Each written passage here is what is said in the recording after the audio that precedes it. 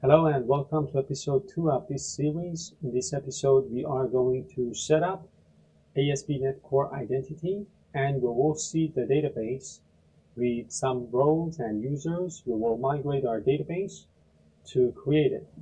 So the goals of this episode, again, as I said, is to start using ASP.NET Core Identity. We are going to replace application user with identity user. And we are going to configure identity and EF core in our startup class, program.cs.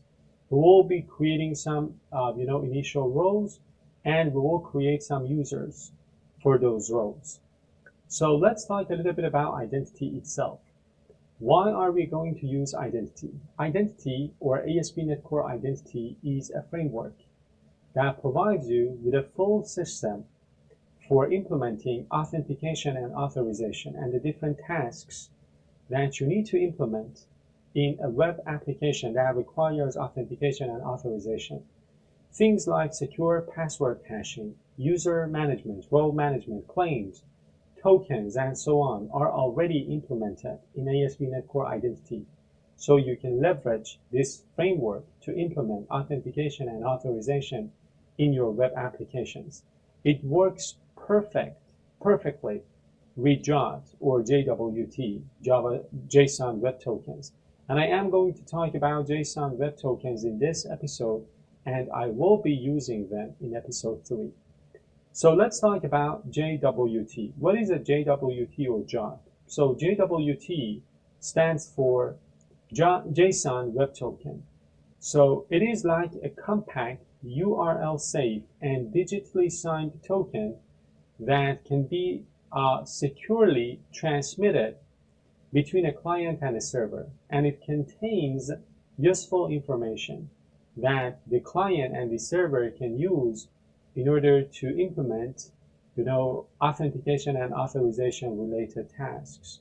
So it is like, again, a compact, URL safe, digitally signed. It is not like encrypted or hashed. You can, decode it. You can actually see the plain text of a token, but it is digitally signed. And it is called JWT. Sometimes JWT, I have heard people pronounce it as JWT as well. So a JWT is like a string, like this one, for example.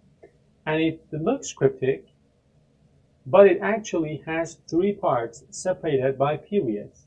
If you take a look, this is the first part, this is the second part, and then you've got the third part. So it is not encrypted, right? You can decode it easily, and I am going to show you how to do that.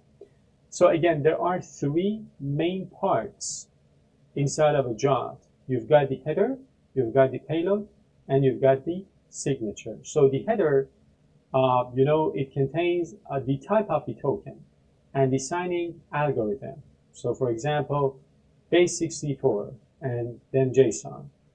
The payload, which I think has more meaning for us, is going to hold the user data or the claims of a user, and we will revisit this concept of claims.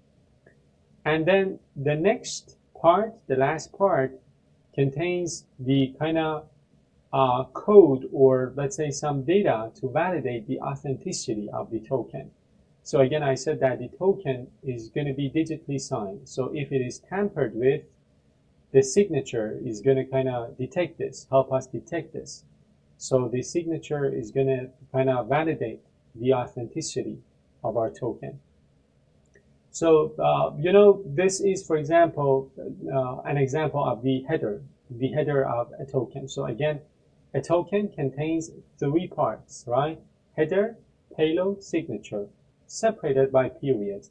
This is the example, an example of a header. So again, we have the algorithm as well as the type. So this is a JWT using HMAC SHA-256 signing algorithm. Then we've got the next part, which is the payload. The payload, or the claims associated with the user. So we've got subject, we've got name, we've got role, we've got the expiry. So this part contains claims or information. Basically, claims are the information or pieces of information associated with a consumer of your API, a user. So you've got the sub or subject, the user ID, you've got name. We are going to revisit, by the way, JOTs or JSON web tokens in future episodes. You've got role, the user role. You need your roles, of course, for authorization, to authorize the user to do certain tasks. And then you've got the expiration time. And then the last part of a JSON web token was a signature. So the signature is created. It is created by encoding the header and payload and signing it using a secret key. It is used to validate, as I said, the authenticity of the token. So this ensures that no one can modify or tamper with the token unless they have the secret key. Now, how JOTs or JWT works in our applications in order to implement authentication and authorization. So let's go through a scenario. The login, for example, when a user wants to log into the application to authenticate themselves. So the user logs in with the username and password, right? And then the server is going to verify the username and password or the credentials. And then it's going to return a JOT or JWT to the client application. The client application is, of course, the client app that is communicating with your backend API. It could be like a front-end app, it could be a mobile application, and whatnot. So using the JOT now. So the user has created the JOT. It has returned the JOT to the client. Now we are going to use this JOT or JSON web token. The client is going to store this token in the local storage or session storage of the browser. And the JOT, as I said, includes some information, like, for example, the payload. And then the front-end application or the client is going to include this JOT in the authorization header of each subsequent request. So whenever, after the login, whenever the front-end wants to send another request to the backend API, it's going to use the authorization token to authorization header to include that token inside of that request before sending that request off to the server. And then the next part is the validation that the server is going to do with that token. So the server is going to receive a token, a request. The request contains the token inside of the authorization header. The server is going to check the token. The JOT is going to check whether the signature is valid.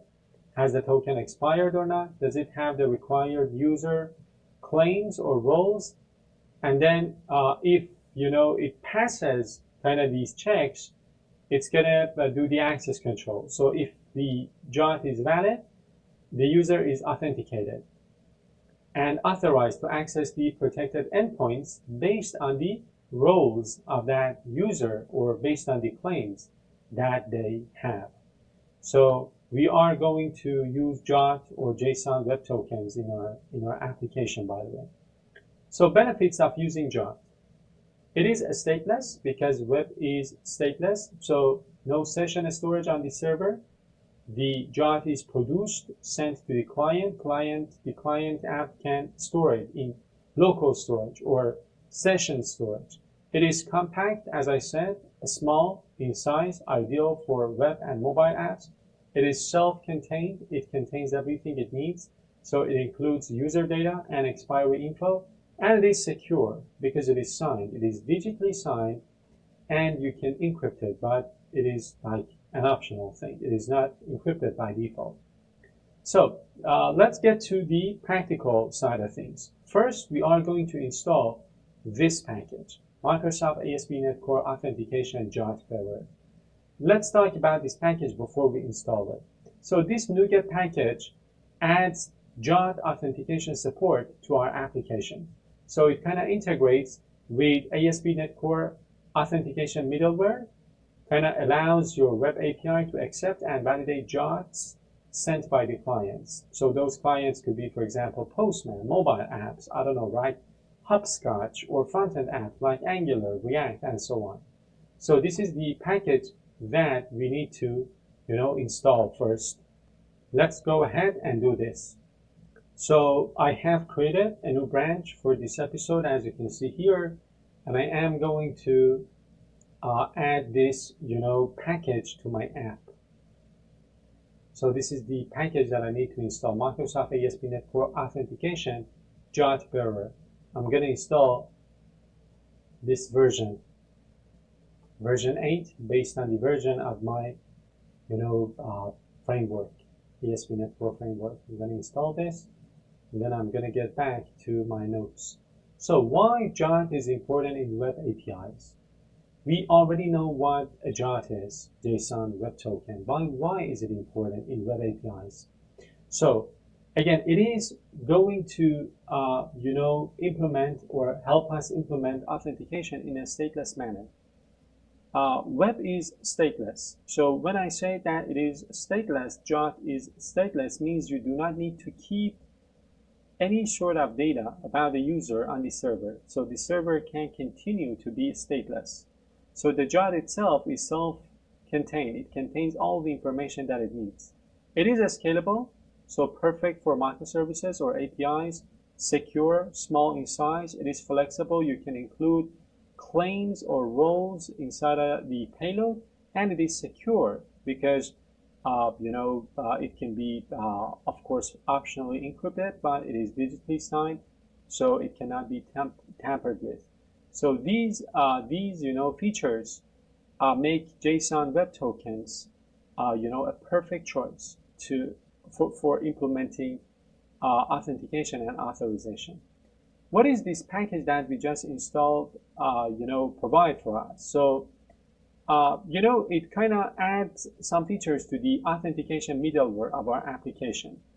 So it, for example, can kind of parse the token that the client is going to put inside of the authorization header of the requests. It can validate the token, the issuer, the audience, the expiration, signature, and so on. We are going to talk about each one of these in full detail. Just bear with me. And it can extract claims from the payload of the token and set the HTTP user context, HTTP context user. And then it can integrate with the authorized attribute and authorize and then roles attributes of your web API. And it has, again, some options to configure token validation parameters in program.cs. So this package kind of provides everything we need to start using JSON Web Tokens. The next thing that we are going to do is to update our application user to use identity. So right now, if you take a look at our application user, by the way, let me go ahead and rename this file. So our application user is this. So we've got ID, full name, email, and role. We are going to update this. This is the original version, but we want to use, identity, right? ASP.NET Core identity. So this is not connected, first of all, to the ASP.NET Core identity framework. We are manually kind of controlling the, for example, role or the email of the user or the ID, but we want to use ASP.NET Core identity. And then if you do not use the ASP.NET Core identity in your application user class, you will not have things like, for example, password hashing, validation, login, claims, tokens, things like user logouts, email confirmation, security stamps, and so on. So if you want to start using these features that are built into the ASP.NET Core identity framework, you need to inherit from identity user. So the application user is going to inherit from identity user, and then it's going to have this single, property called full name. So let me go ahead and, do this change. So I'm going to get rid of this and create this new version of my application user class. So built-in identity support now. Why? Because we are inheriting from identity user. Inherits everything from ASP.NET Core identity, like, for example, ID, username, email, password hash, and so on. Now we can do role management. So roles are handled via user manager and role manager. We are going to see these in action. So you no longer need to have a role property in there. We remove the role property. We have some security features built in, so we get token generation, log count, email confirmation, password hashing for free.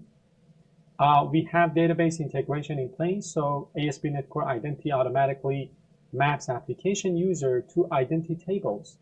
For example, like ASP.NET users, this is going to be a table in our database.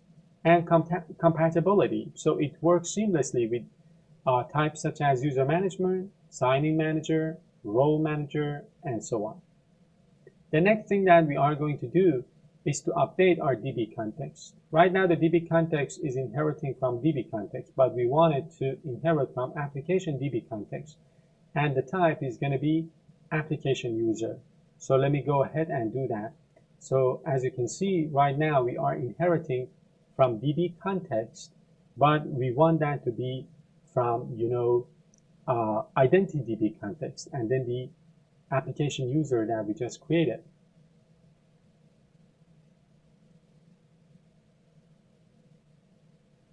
And of course, we need our DB sets for our domain classes.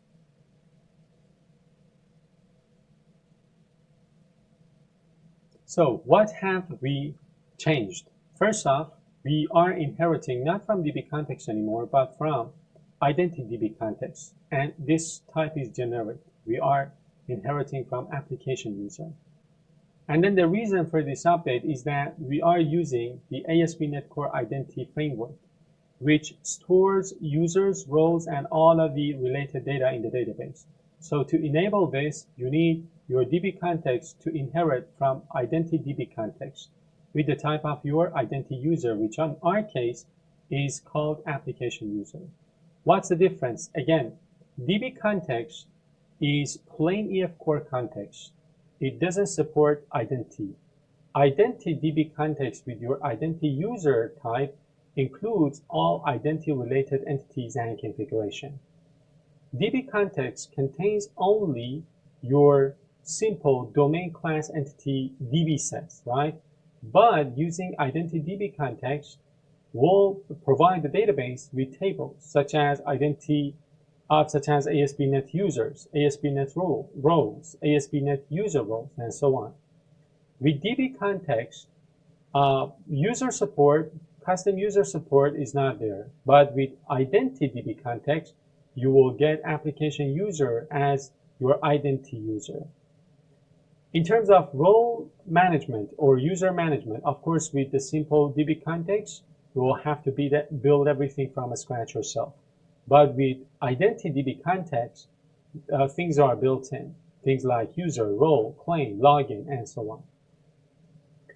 Again, we are using this type as our base type for our DB context, identity DB context with the type of our identity user, because identity needs to create the tables that the authentication and authorization require in the database.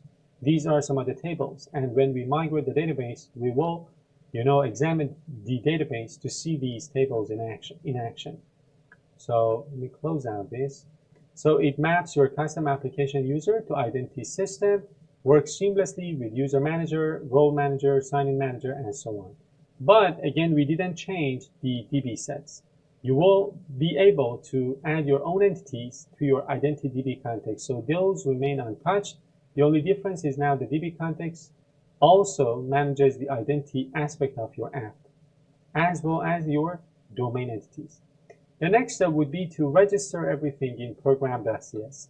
First off, we are going to register our DB context with a connection string that I'm going to create. Then we need to register our identity. So we are going to add identity, and then the application user, identity row, and then we are going to add our DB context and add default token providers. And then we are going to add this part to seed some roles and users to the database.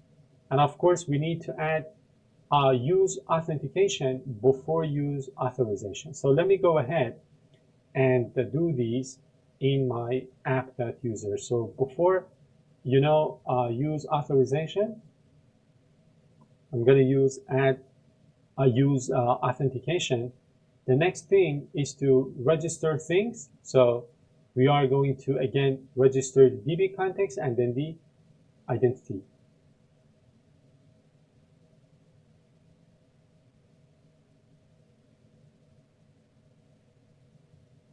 And then of course we need to create the connection string as well. The connection string will go in our app settings file. So here we will be adding our connection string. So the connection string is going to be called default connection, and I have decided to go with local DB for my connection string. And then the next thing that we need to do is to add that code for kind of creating some let's say users or roles, adding some users or roles to the database. So I'm gonna go to my app, and after I build my app, I'm going to see the database, and of course I need to create the type, which is going to be seeding the database with some roles and some users. This type doesn't exist yet. Of course I need to change this to async task, the main method, if we are going to use array. So let's break down each of these parts in detail so that we better understand what is happening. So the first part is this: builder, service, add identity, application user. This is the identity user, the custom identity user, and then identity role. So this is the code, right? So what this does is that it's going to register ASP.NET Core Identity Services with the DI container.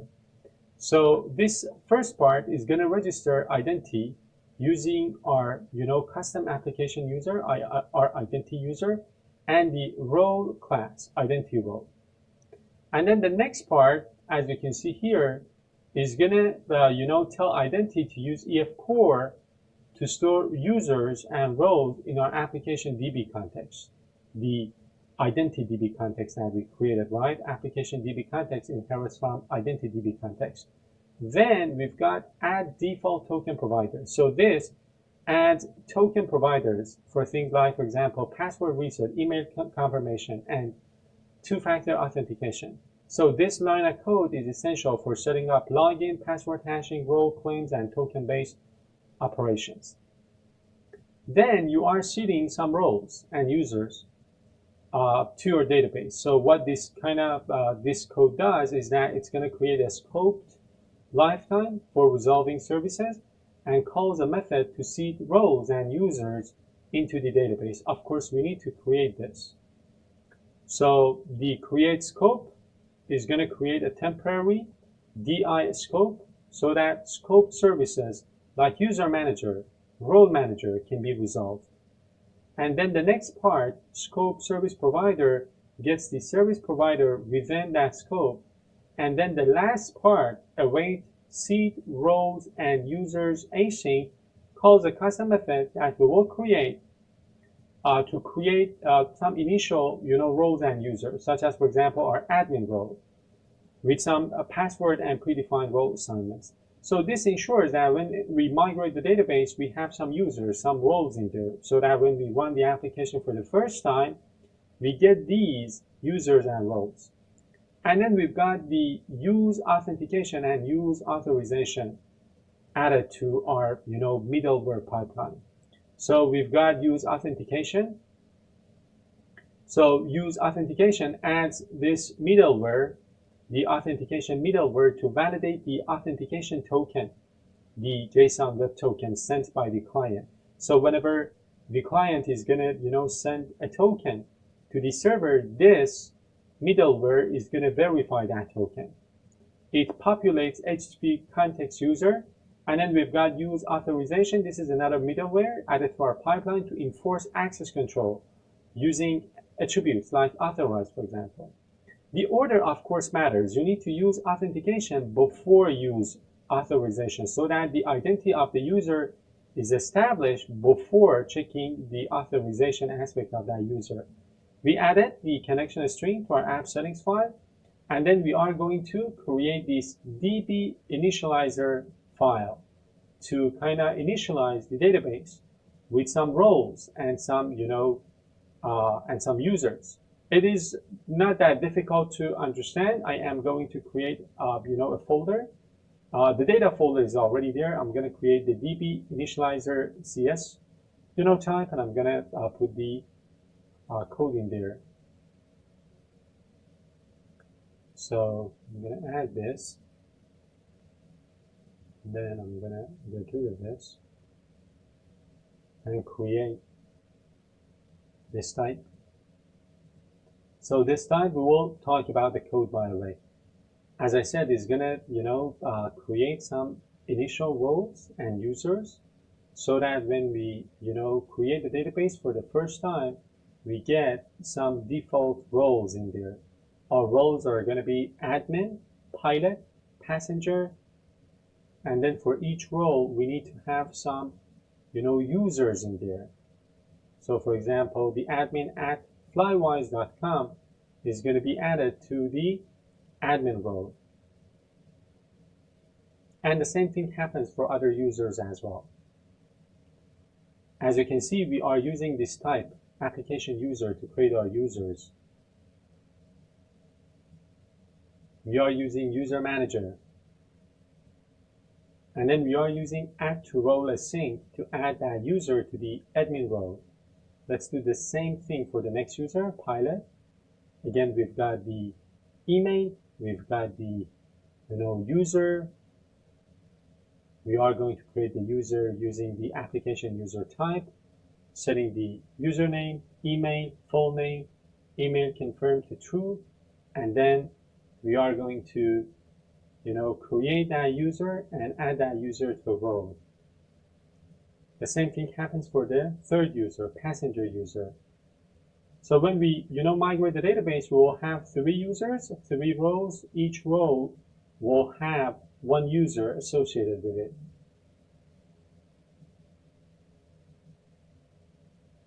So the full name, email confirmed, is going to be true. And then we're going to create the user and add the user to that role.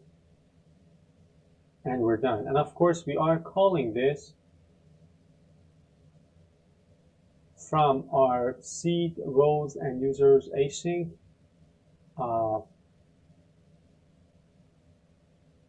So we are going to call DB initializer.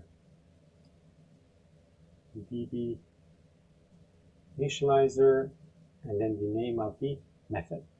So let's go over the code. The code, as I said, is not that difficult to understand. So it is like a database initializer that sees the default roles and users into your application identity database when the application starts. So this is the starting line of our class DB initializer and the static method. Seed roles and users async. So DB initializer is a static helper class to see the database. And this method is going to accept our service provider so that it can resolve some required services like user manager and role manager. And it is marked as async so that we can await our identity related operations. Then we've got our role manager and user manager resolved using our service provider, the DI container, and then using the get service, get required service. For role manager, we are passing identity role. For user manager, we are passing our custom application user. So these lines retrieve the services used to manage roles and roles and users. Identity role for managing roles and user manager. Role manager and user manager for managing roles and users. Then we've got this piece of code. So basically, we are creating a string array for our roles. We are defining 3 different roles, and for each one, if they do not exist already, we are going to add them using the role manager. So if the role manager cannot find them, let's go ahead and create them. And we are using identity role for each role. So this ensures that the app, starts with these roles defined in the database. And then we have these lines of code. So basically, as I said, we are creating some users. The email of the user, and then using the user manager to see whether that user is already in the database or not. If the user cannot be found, let's create an instance of our custom application user class, setting the username, email, full name, and email confirmed. These fields, of course, come from identity user base class. The full name, we define the full name in our application user, but the other three properties come from our base class. Then using the user manager and create async, we're going to create that user, and this is the username.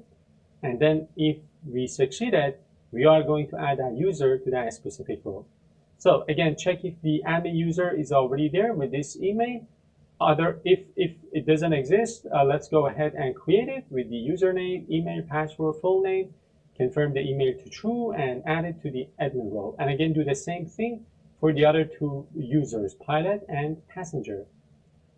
So then we are going to call this in our program.cs after we build the application. And don't forget to turn your method into, the main method into a method that is asynchronous and is going to return a task. The next step would be to, add our migration. So we are going to add our migration, and we are going to update the database, and then we are going to take a look at the database. So let's go ahead and do this. So I'm going to go to Package Manager console, and then I am going to add my migration.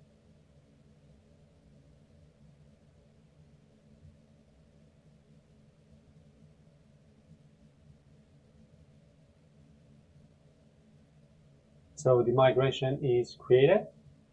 As you can see, there are, a considerable, number of lines of code for creating the database. And then, of course, the next step would be to update the database based on this migration. You remember the connection string in our app settings file. I will show you the database in a minute. Of course, there are some other database in my, database as well, database server as well. So in my app settings file, I've got this default connection string using local DB, and the name of the database is flywise auth DB. So here, if I go to my local DB, database says SQL Auth DB. So this is the database that we have. And if I go to the tables, as you can see, I've got my tables for my domain classes, bookings and flights, and I've got all of these tables that are automatically created for me because I'm using ASP.NET Core Identity. So these tables are already, are automatically created so that my application can effectively, create, let's say, users, claims, roles, and so on. And if I, for example, go ahead and, for example, open the data or view the data of this table, ASP.NET users, I don't see any users. The reason is that the application is not executed yet. So inside of my program.cs, we seeded the database, right? So when the application runs for the first time, it's going to seed the database. If the roles and users are not there, it's going to create them. So I'm going to go ahead and run my database. By the way, I want to do two things. First, I'm going to remove this, and my controller, inside of my controller, I'm going to remove this as well as this piece of code. I don't want these. I don't want the, the constructor. We're going to change the constructor. But what I want to do is in my launch settings file, properties launch settings file. So the, launch browser part, this part, I'm going to, turn this to false because I don't want to basically launch the browser for now. I will probably test my API using Postman. So let me execute my app. Let me run my API. So my API is running now. So I expect to have those roles and those users inside of my app for now. So if I refresh this table, as you can see, these are the users that are added to my database. So when I ran the application for the first time, I got some users in there. So verify the seeded users. Yeah, we ran the application. We saw the users in there. Of course, we can test it using Jot. We are going to do that in the next episode because I want to show you the full flow of logging in, receiving the Jot, putting the Jot in the authorization header of our subsequent requests, and so on. So that was it for this episode. In this episode, we integrated ASP.NET Core Identity in our Web API project. We created some sample roles and users in our database, and we configured EF Core and identity in our application. Now, we've got our identity in our application. So this means that we can create controllers, we can protect some endpoints, and we can require the client to log in, receive the Jot, and then pass the Jot in subsequent requests. And that will all come in the future episodes. If you enjoyed watching this episode, again, don't forget to give it a thumbs up, and I will see you in the next one.